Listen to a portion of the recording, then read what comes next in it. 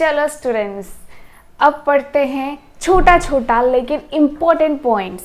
ठीक है, हम लोग बोर एटॉमिक मॉडल में इलेक्ट्रॉन कितना कौन से सेल में रहता है ये पता चल चुका है। ठीक है, लेकिन सेल मतलब क्या कि इलेक्ट्रॉन कहाँ पे है। ठीक है, मतलब कि अगर ये न्यूक्लियस ले लो तो इलेक्ट्रॉन इस ऑर्बिट में, सेकेंड ऑर्बिट में, थर्ड ऑर्बिट में कितना अरेंज्ड है ये पढ़ चुके हैं। ठीक है, अब थोड़ा सा और जान लो, है ना। वैसे भी 9th क्लास के सिलेबस से थोड़ा सा ऊपर है, लेकिन जानना इम्पोर्टेंट है ना। ये जान लो, बेटर रहेगा। ये जो सेल है ना, first cell, second cell, third cell, इन सेल के अंदर में भी एक सेल होता है और उसको हम क्या बोलते हैं, सब सेल। जैसे इस सेल का कैपेसिटी फिक्स है कि फर्स्ट ऑर्बिट में 2 इलेक्ट्रॉन है, सेकंड में 8 इलेक्ट्रॉन है, थर्ड में 18 का कैपेसिटी है, लेकिन अगर ये लास्ट होगा तो 8 होगा। ठीक है, वो सारे रूल्स हम लोग पहले कवर कर चुके हैं।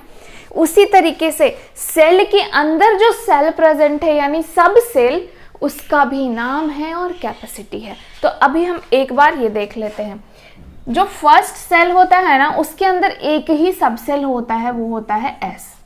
ठीक है, और जो सेकेंड सब सेल होता है ना, उसके अंदर, क्योंकि सेकेंड सेल है तो यानी इसके अंदर 2 सब सेल, कौन सा, S और P।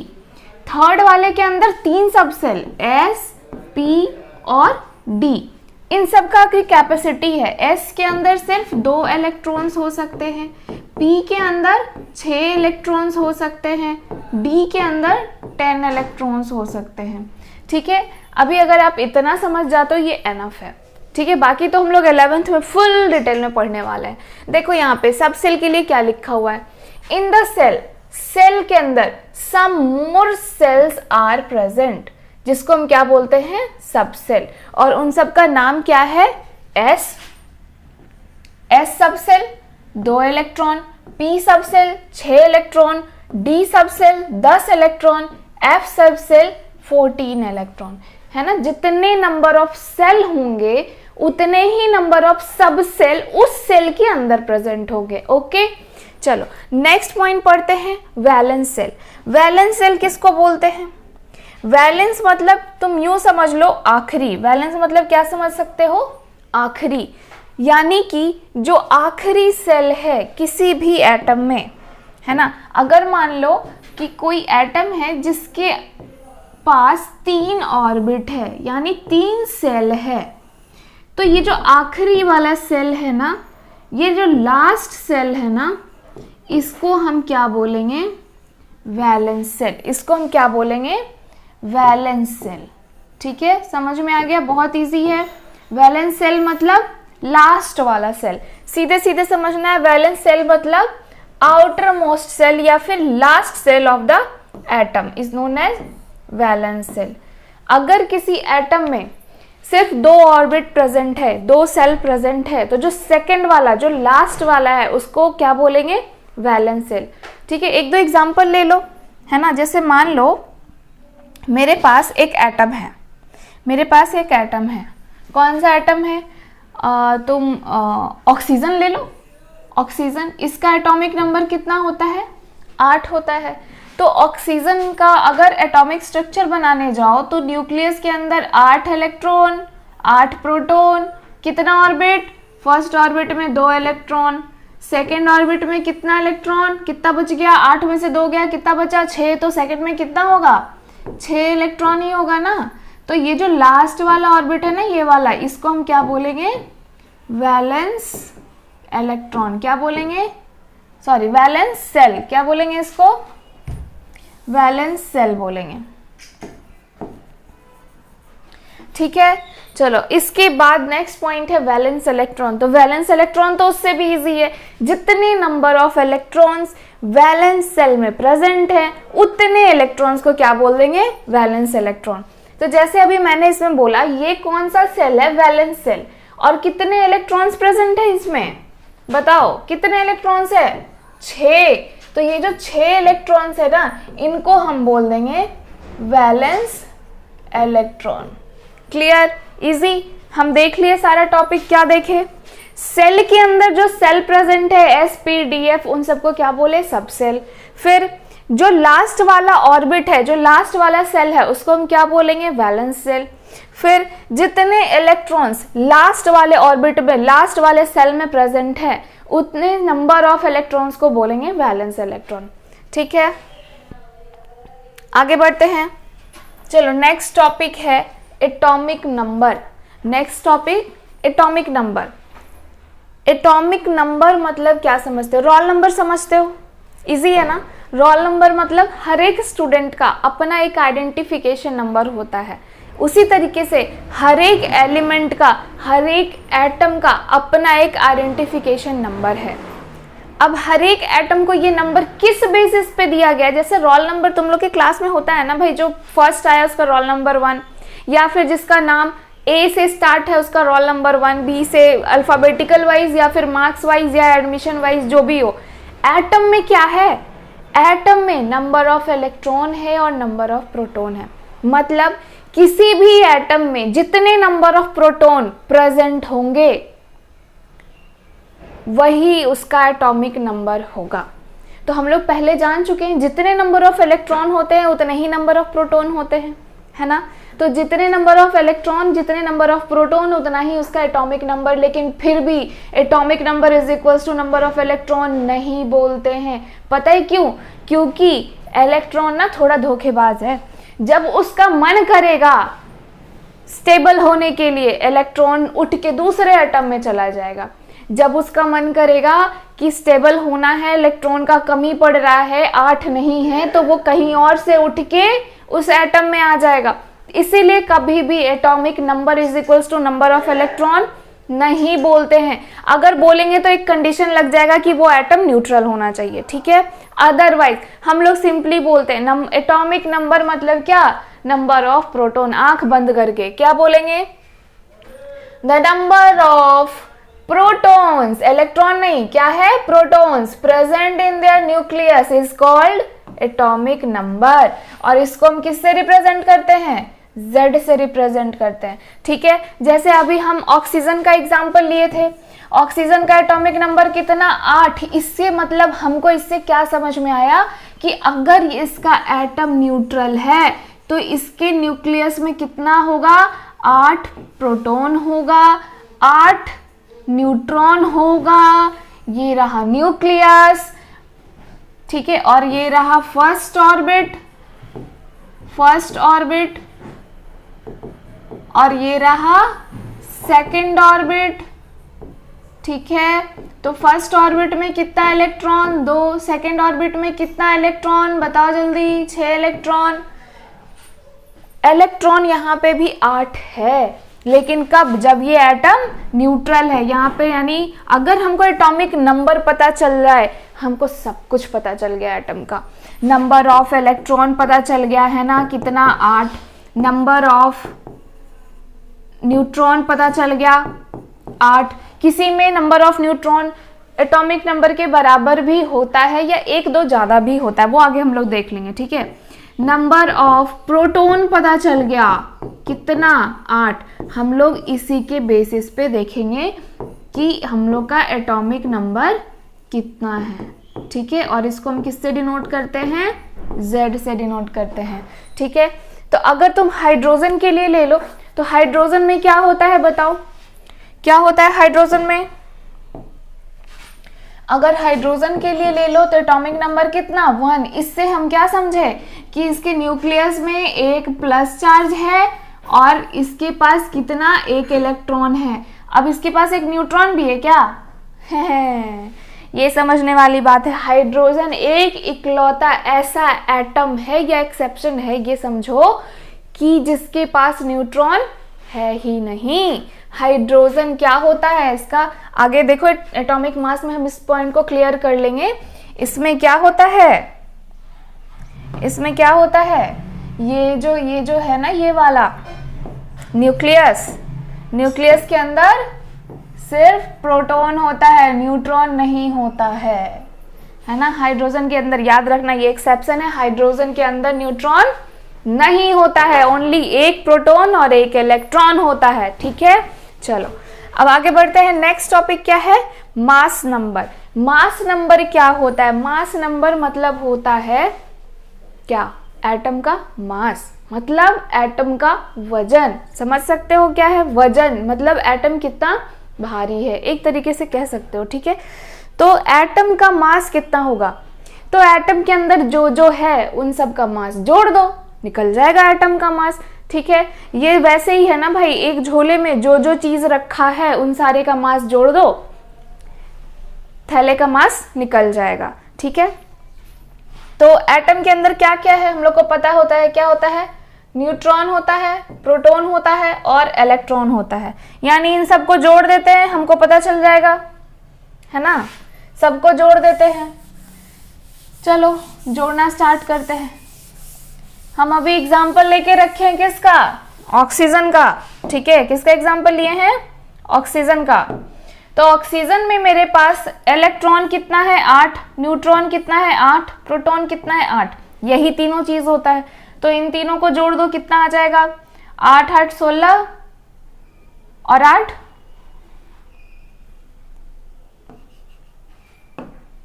अरे क्या हो रहा है?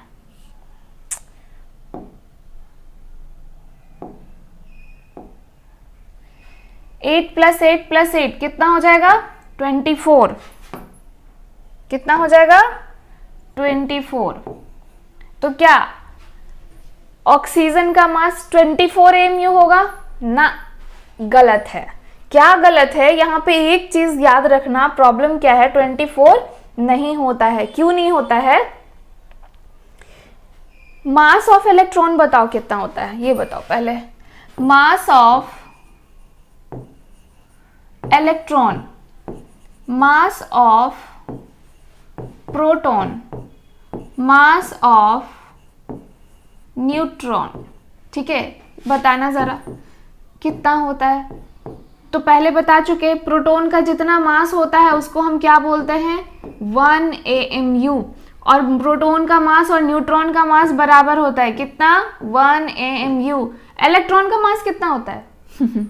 इलेक्ट्रॉन का मास होता है 0.0005 समथिंग AMU। बताओ इन दोनों के सामने ये कितना छोटा पिद्दू सा। मतलब ऐसे कह लो कि ये अगर 10 kg है तो ये 1 ग्राम है। ये 10 kg तो ये 1 ग्राम। तो 10 kg का कोई सामान ले लो, उसमें अगर 1 ग्राम बढ़ जाए या घट जाए, कोई फर्क पड़ने वाला है? कुछ नहीं, कोई फर्क नहीं पड़ने वाला, ठीक है। तो हम लोग यहाँ पे नंबर ऑफ इलेक्ट्रॉन को काट दो, इलेक्ट्रॉन से कोई फर्क नहीं पड़ता। किसको जोड़ना है? सिर्फ नंबर ऑफ न्यूट्रॉन को जोड़ना है, नंबर ऑफ प्रोटॉन को जोड़ना है। तो नंबर ऑफ न्यूट्रॉन और प्रोटॉन कितना है? नंबर ऑफ न्यूट्रॉन कितना? 8। नंबर ऑफ प्रोटॉन कितना? 8। तो एटॉमिक मास कितना? जोड़ दो दोनों को, कितना हो जाएगा? 16 AMU। ये करेक्ट आंसर है। क्लियर? तो एटॉमिक मास में हम लोग इलेक्ट्रॉन को नहीं जोड़ने वाले। इलेक्ट्रॉन रहे या जाए कोई मतलब नहीं है, उसका वजन ना के बराबर, नेग्लेजिबल मानते हैं प्रोटॉन और न्यूट्रॉन के सामने। तो एटॉमिक मास अच्छे से याद रखना। देखो क्या है atomic mass? Mass of electron is about to be negligible. Electron का मास ना के बराबर, इसलिए मास ऑफ एटम किसकी वजह से होता है? न्यूक्लियस की वजह से होता है। न्यूक्लियस में क्या प्रेजेंट है? न्यूट्रॉन और प्रोटॉन। तो मास नंबर किसको बोलेंगे? Sum of number of proton and neutron, ठीक है। क्या है? Sum of number of neutron and proton in the nucleus of the atom. तो इसका फॉर्मूला क्या हो जाएगा? मास नंबर को हम A से डिनोट करते हैं, ठीक है। मास नंबर हम A से डिनोट करते हैं। तो क्या फॉर्मूला बन गया? A = P + N। A क्या है? मास नंबर की। P क्या है यहाँ पे? प्रोटॉन। N क्या है? न्यूट्रॉन, है ना। नंबर ऑफ प्रोटॉन और नंबर ऑफ न्यूट्रॉन। क्लियर? अब आ गया समझ में। अब बताओ, हम बताए थे हाइड्रोजन के बारे में, बताए थे। तो हाइड्रोजन का एटॉमिक नंबर कितना था? 1। यानी इसके पास नंबर ऑफ इलेक्ट्रॉन कितना है? 1। नंबर ऑफ प्रोटॉन कितना है? नंबर ऑफ प्रोटॉन कितना है बताओ? 1। नंबर ऑफ न्यूट्रॉन कितना है? क्या बताए थे? 0। तो बताओ इसका एटॉमिक मास क्या हो जाएगा? Atomic mass is equals to P plus N। तो P कितना?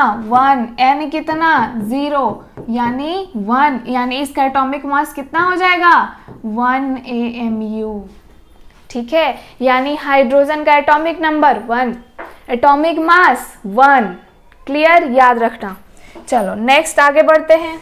चलो तो वैलेंस इलेक्ट्रॉन हम लोग देख लिए, किसको बोलते हैं वैलेंस इलेक्ट्रॉन। ठीक है, लेकिन वैलेंस इलेक्ट्रॉन के बारे में भी कुछ और इम्पॉर्टेंट पॉइंट्स, और ये सच में बहुत इम्पॉर्टेंट है। इस चैप्टर का मैक्सिमम क्वेश्चन यहीं से उठ के आने वाला है। ठीक है, याद रखना मैक्सिमम क्वेश्चन। तुम अगर एनसीईआरटी के बुक के पीछे भी देखो तो बहुत सारा क्वेश्चन यहीं से सॉल्व होने वाला, और ये ना यूं चुटकियों में सॉल्व हो जाता है। ठीक है, बस ये कुछ पॉइंट्स है जो याद रखना। देखो पहले हम लोग जानते हैं वैलेंसी के बारे में। देखो हमेशा याद रखना वैलेंस इलेक्ट्रॉन और वैलेंसी दोनों अलग अलग चीज है। वैलेंस इलेक्ट्रॉन क्या था? लास्ट सेल में, वैलेंस सेल में जितने नंबर ऑफ इलेक्ट्रॉन्स थे उन सबको क्या बोलेंगे? Valence electron. लेकिन वैलेंसी कुछ और कहता है। वैलेंसी क्या कहता है कि जितने नंबर ऑफ इलेक्ट्रॉन्स पार्टिसिपेट कर रहा है किसमें? केमिकल रिएक्शन में, उतने इलेक्ट्रॉन को वैलेंसी बोलेंगे। यानी कि जितने इलेक्ट्रॉन्स वैलेंस सेल में हैं उनमें से कुछ ही इलेक्ट्रॉन केमिकल रिएक्शन में पार्टिसिपेट करता है, या किसी किसी में पूरा का पूरा भी करता है। तो ये सारा कंडीशन, ये सारा चीज हम लोग इसमें पढ़ने वाले हैं। तो कितने इलेक्ट्रॉन्स पार्टिसिपेट करेंगे, है ना? जितने करेंगे उतने को बोलेंगे वैलेंसी। अब आगे देखते हैं वैलेंसी निकालेंगे कैसे, मतलब हम लोग को पता कैसे चलेगा कि कितना इलेक्ट्रॉन्स पार्टिसिपेट करेगा। इसके लिए मेरे पास 2 रूल्स है। ठीक है, 2 रूल्स कौन सा? ये पहला और ये दूसरा। पहला रूल्स क्या कहता है कि वैलेंस इलेक्ट्रॉन अगर 4 से कम है, ठीक है, वैलेंस इलेक्ट्रॉन अगर 4 से कम है, मतलब कितना कितना हो सकता है? इसका मतलब हो सकता है या तो 1 होगा, 2 होगा, 3 होगा या फिर 4 होगा। ठीक है, तो अगर 4 या 4 से कम है तो valency is equals to valence electron. सीधे सीधे जितना वैलेंस इलेक्ट्रॉन है उतना ही उसका वैलेंसी हो जाएगा। अब बताओ वैलेंस इलेक्ट्रॉन और क्या क्या हो सकता है? 1 2 3 4 का तो देख लिया, 5 6 7 8 9 10। बेवकूफो, वैलेंस इलेक्ट्रॉन हमेशा 8 से कम ही होगा और 4 से ज्यादा। तब क्या करेंगे? वैलेंसी कितना होगा? Valency is equals to 8 minus valence electron. बस बात खत्म। जितना वैलेंसी कितना होगा? 8 माइनस वैलेंस इलेक्ट्रॉन। ये कंडीशन कब है? ये सेकेंड वाला। अगर तुम्हारे पास वैलेंस इलेक्ट्रॉन 8 से कम 4 से ज्यादा रहा तब। और वैलेंस इलेक्ट्रॉन कभी भी 8 से ज्यादा नहीं हो सकता। मैंने पहले ही बताया था, बोर्ड्स एटॉमिक मॉडल में ही बताया था कि आउटर मोस्ट सेल में, वैलेंस सेल में मैक्सिमम कैपेसिटी कितना भी हो इलेक्ट्रॉन का, लेकिन मैक्सिमम इलेक्ट्रॉन कितना हो सकता है? 8, है ना? और पेनल्टीमेट सेल में यानी सेकेंड लास्ट वाले में कितना हो सकता है? 18। कैपेसिटी कितना भी हो लेकिन 18 से ज्यादा नहीं। लास्ट वाले में कैपेसिटी कितना भी हो लेकिन 8 से ज्यादा नहीं। तो वैलेंस इलेक्ट्रॉन मैक्सिमम कितना हो सकता है? 8। ठीक है, चलो अब यही 2 फॉर्मूला है तुम्हारे पास वैलेंसी निकालने का। एक तो ये वाला valency is equals to valence electron कब? जब 4 से कम है। 4 से ज्यादा 8 से कम है तो कौन सा फॉर्मूला लगाएंगे? Valency is equals to 8 minus valence electron. चलो 1-2 एग्जांपल देख लेते हैं।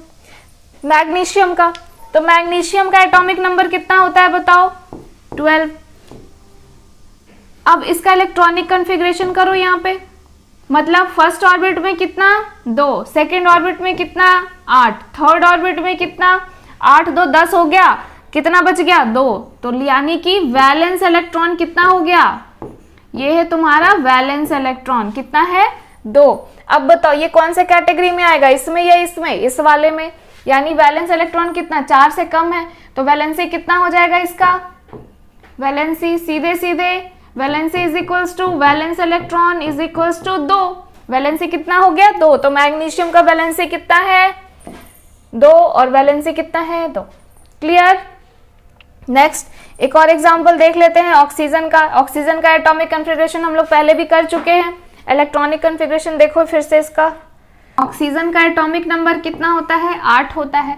इसका इलेक्ट्रॉनिक कॉन्फ़िगरेशन करो कितना होगा, फर्स्ट ऑर्बिट में 2, सेकेंड ऑर्बिट में कितना 6।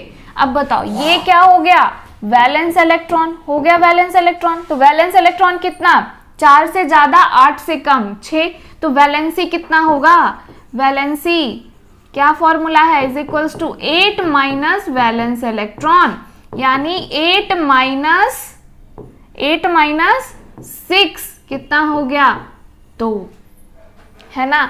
यहां पे ध्यान दिया तुमने, valence electron 2 valency 2, valence electron 6 फिर भी वैलेंसी 2, मतलब 6 इलेक्ट्रॉन होते हुए भी वैलेंसी कितना है 2।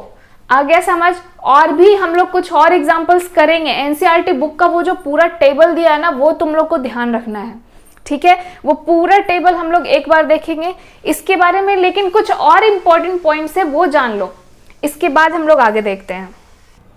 चलो तो इस वैलेंसी के बारे में देखते हैं क्या क्या जानना है। और क्या लिखा है, if outermost shell of an atom is completely filled. अब बताओ क्या होगा अगर तुम्हारा वैलेंस इलेक्ट्रॉन 8 के बराबर हो जाए।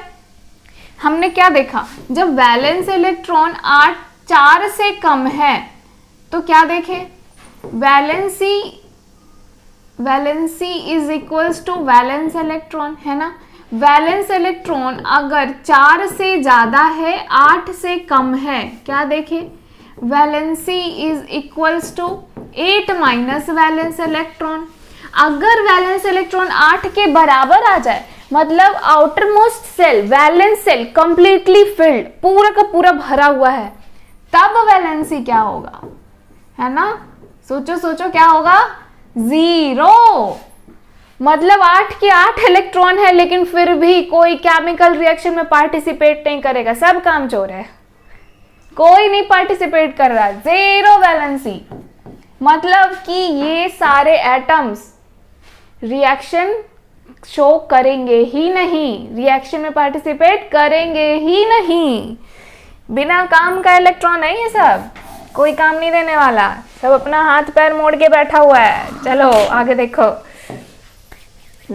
फिर क्या लिखा है, एलिमेंट्स हैविंग सेम वैलेंसी, मतलब ऐसा एलिमेंट जिसका वैलेंसी सेम है, वैलेंस इलेक्ट्रॉन नहीं, वैलेंसी सेम है, याद रखना, कंफ्यूज नहीं होना। Same valency have similar chemical properties, जिसका वैलेंसी सेम होता है ना, उन सब का केमिकल प्रॉपर्टीज सेम होता है, ठीक है। चलो नेक्स्ट क्या है, एग्जांपल देख लो इसका। बेरिलियम, मैग्नीशियम, कैल्शियम, स्ट्रोंशियम, ये सारा जो भी एलिमेंट है क्या क्या है। बेरिलियम का देखो एटॉमिक नंबर कितना, एटॉमिक नंबर 4, इसका इलेक्ट्रॉनिक कॉन्फ़िगरेशन कितना होता है 2 and 2, ठीक है। यानी कि लास्ट शेल में, वैलेंस सेल में कितना इलेक्ट्रॉन 2, तो वैलेंसी कितना 2, इसका वैलेंसी देखते जाना, है ना। वैलेंसी कितना है इसका 2। मैग्नीशियम कितना होता है 12, इसका इलेक्ट्रॉनिक कॉन्फ़िगरेशन करो 2 8 2, वैलेंसी कितना 2, है ना। वैसे ये सारे जो लिखा हुआ ना, कैल्शियम, स्ट्रोंशियम, बेरियम, रुबिडियम, सब का वैलेंसी कितना आएगा 2। अब सेम केमिकल प्रॉपर्टीज क्या है कि ये सारे के सारे मेटल हैं, ये सारे के सारे मेटल हैं और ये सारे के सारे 2 इलेक्ट्रॉन लूज करके 2 बॉन्ड बनाते हैं, ठीक है। सारे के सारे मेटल हैं और सारे के सारे 2 इलेक्ट्रॉन लूज करके 2 बॉन्ड बनाएंगे, ठीक है। नेक्स्ट एग्जांपल देखो, fluorine, chlorine, bromine, iodine. Fluorine का देखो क्या होता है 9, इलेक्ट्रॉनिक कन्फिग्रेशन 2 7, वैलेंस इलेक्ट्रॉन कितना 7, वैलेंसी कितना 8 - 7 कितना 1। चलो उसके बाद नेक्स्ट क्लोरीन, क्लोरीन का कितना होता है 17। अब बताओ 2 8 7, वैलेंसी कितना 8 - 7 कितना 1। वैसे ही ब्रोमीन, इसका भी वैलेंसी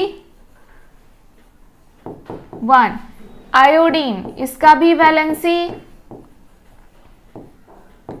1, सबका वैलेंसी 1 है। इसका मतलब क्या समझे, फिर से वही कि ये एक इलेक्ट्रॉन लेकर बॉन्ड बना रहा है और ये सारे के सारे नॉन मेटल हैं, सारे के सारे एक ही बॉन्ड बनाएंगे, सारे के सारे एक बॉन्ड बनाएंगे कैसे, वो भी इलेक्ट्रॉन लेकर।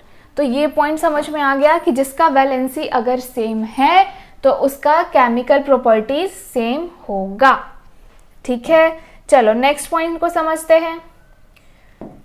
नेक्स्ट है, अच्छा ये सोच रहे हो कि कोई इलेक्ट्रॉन दे रहा है कोई ले रहा है, मतलब यहाँ पे क्या दिखा, ये 2 इलेक्ट्रॉन, ये सारे ये क्या कर रहे हैं, ये सारे ये इलेक्ट्रॉन लूज कर रहे थे, ये सारे इलेक्ट्रॉन गेन कर रहे थे। ये लूज क्यों किए, ये गेन क्यों किए, ये सारे का राज बताने वाले हैं, है ना। इन सब का राज बताने वाले हैं, कौन इलेक्ट्रॉन गेन करेगा कौन इलेक्ट्रॉन लूज करेगा। देखो तो इसके पीछे का बस एक ही बात है, सारा एटम ना चाहता है कि उसके वैलेंस सेल में 8 इलेक्ट्रॉन हो।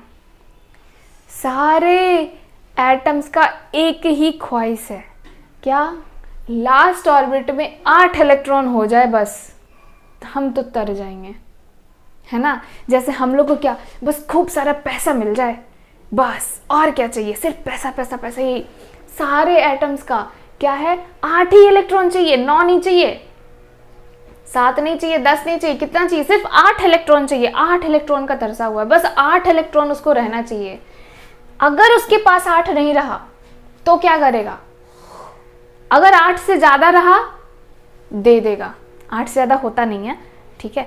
8 से कम रहा ले लेगा, ठीक है। उसको बस 8 चाहिए, चाहे तुम दे दो चाहे ले लो, जो भी कर लो, बस 8 होना चाहिए। 8 मिल गया, मोस्ट स्टेबल। अब उसको कोई जरूरत नहीं है कि अगल बगल क्या हो रहा है, कौन किससे मारपीट, क्या इलेक्ट्रॉन ले रहा है दे रहा है, कोई मतलब नहीं है, उसको बस 8 चाहिए। इसीलिए ये जो 8 है, जो ऑक्टेट है, अगर किसी को ऑक्टेट मिल गया, कोई ऐसा एटम है जिसके लास्ट में 8 इलेक्ट्रॉन, ऑक्टेट कंप्लीट है, फिर उसको घंटा फर्क नहीं पड़ता कि बगल वाला एटम ले रहा है कि दे रहा है, रिएक्शन कर रहा है कि नहीं कर रहा है। इसी वाले एटम को बोलते हैं, क्या बोलते हैं, नोबल गैस बोलते हैं, या फिर इसी वाले एटम को क्या बोलते हैं, मोस्ट स्टेबल एटम। क्या बोलते हैं, मोस्ट स्टेबल एटम। देखो यहाँ पे क्या लिखा, फुल्ली फिल्ड, मतलब पूरे तरीके से भरा हुआ। कैसा, ऑक्टेट, जिसके वैलेंस सेल में कितना इलेक्ट्रॉन हो, 8 इलेक्ट्रॉन, उसको बोलते हैं most stable state of atom. ये सारा स्टेट किस में पाया जाता है, हमारे इनर्ट गैस में, नोबल गैस में। कौन कौन सा है, हीलियम, नियन, आर्गन, क्रिप्टन, जेनन, रेडन, ठीक है। ये सारे का अगर एटॉमिक नंबर देखो तो इसका कितना होता है, 2। बताओ फर्स्ट ऑर्बिट में मैक्सिमम कितना इलेक्ट्रॉन हो सकता है, 2, कंप्लीटली फिल्ड। सेकंड नियन कितना होता है, 10, यानी 2 और 8 है ना, 8 कंप्लीटली फिल्ड। आर्गन 18 कितना होता है, 2 8 8 कंप्लीटली फिल्ड। ऐसे ही इन सारे का भी कंप्लीटली फिल्ड है, इनको ना इलेक्ट्रॉन लेना है ना देना है स्टेबल होने के लिए, ठीक है।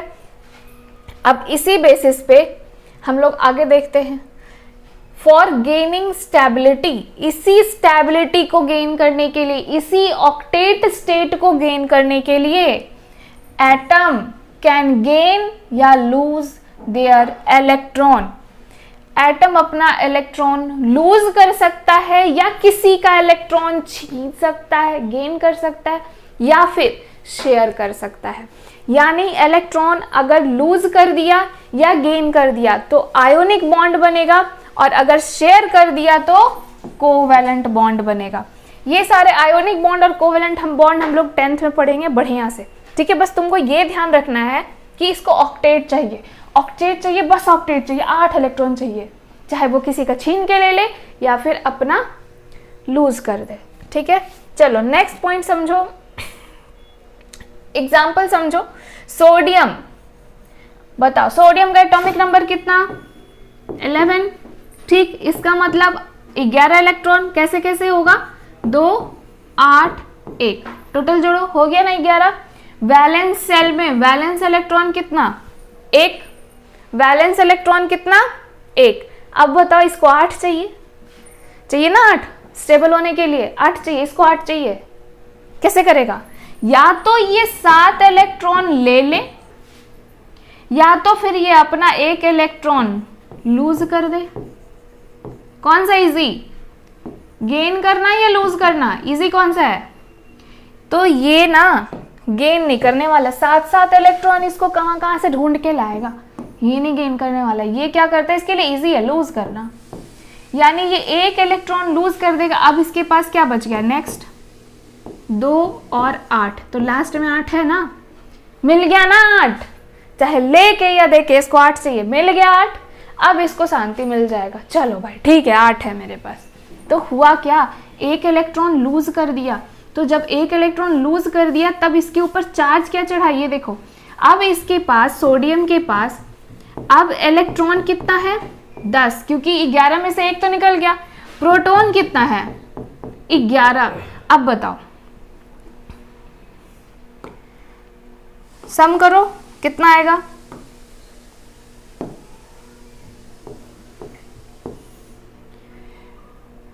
वैल्यू +1, इसी को हम लिखते हैं सोडियम +1, यानी कि सोडियम +1 स्टेट में ज्यादा स्टेबल है, ठीक है। Sodium is more stable in form of Na+1 form, ठीक है। उसी तरीके से ऑक्सीजन इस स्टेट में कभी नहीं पाया जाता, क्योंकि ऑक्सीजन का एटॉमिक नंबर कितना होता है? 8। इलेक्ट्रॉनिक कन्फिग्रेशन करो 2, 6, बताओ ये 6 है, तो ये स्टेबल होने के लिए क्या चाहिए इसको? 2 इलेक्ट्रॉन ये गेन करेगा, कहीं से भी 2 इलेक्ट्रॉन ये गेन करेगा, तब ये जाके 8 बनेगा। यानी इसके पास नंबर ऑफ इलेक्ट्रॉन कितना हो गया? 8 तो पहले से था, 2 और ले लिया, तब इसके पास कितना हो गया? 10। प्रोटॉन कितना है? 8 ही है। अब बताओ इसका क्या स्टेट हो गया? ये -10 और +8 कितना हो जाएगा? -2। तो ऑक्सीजन हमेशा स्टेबल फॉर्म में रहता है -2 के फॉर्म में। O-2 के फॉर्म में ऑक्सीजन ज्यादा स्टेबल है बजाय के इसका अपना ओरिजिनल एटॉमिक स्ट्रक्चर। हो गया क्लियर? चलो नेक्स्ट आगे बढ़ते हैं। ये रहा एनसीईआरटी का वो टेबल जो तुम लोग को ध्यान में रखना है, इसको हम एक्सप्लेन कर देते हैं। देखो हम क्या बताए थे, सबसे पहले बताए थे वैलेंस सेल लास्ट वाला orbit, valence electron last orbit में जितने इलेक्ट्रॉन, फिर वैलेंसी। वैलेंसी क्या बताए थे? 8 बनने के लिए जितना इलेक्ट्रॉन लूज करना पड़े या फिर गेन करना पड़े उसको हम बोलेंगे वैलेंसी। और बताए थे एटॉमिक मास, जितने नंबर ऑफ प्रोटॉन्स और न्यूट्रॉन्स उस एटम के अंदर प्रेजेंट हैं उन सबको ऐड कर दो तो तुमको एटॉमिक मास मिल जाएगा, इलेक्ट्रॉन मत ऐड करना। चलो देखो अब हाइड्रोजन का देखो यहाँ पे क्या दिया हुआ है, हाइड्रोजन का एटॉमिक नंबर 1 यानी रोल नंबर 1 है ना, तो इसमें कितना प्रोटॉन प्रेजेंट है? 1। न्यूट्रॉन्स नहीं है, गायब। बताए थे ये एक ऐसा एक्सेप्शन है, सिर्फ यही एक ऐसा एटम है जिसमें न्यूट्रॉन होता ही नहीं है।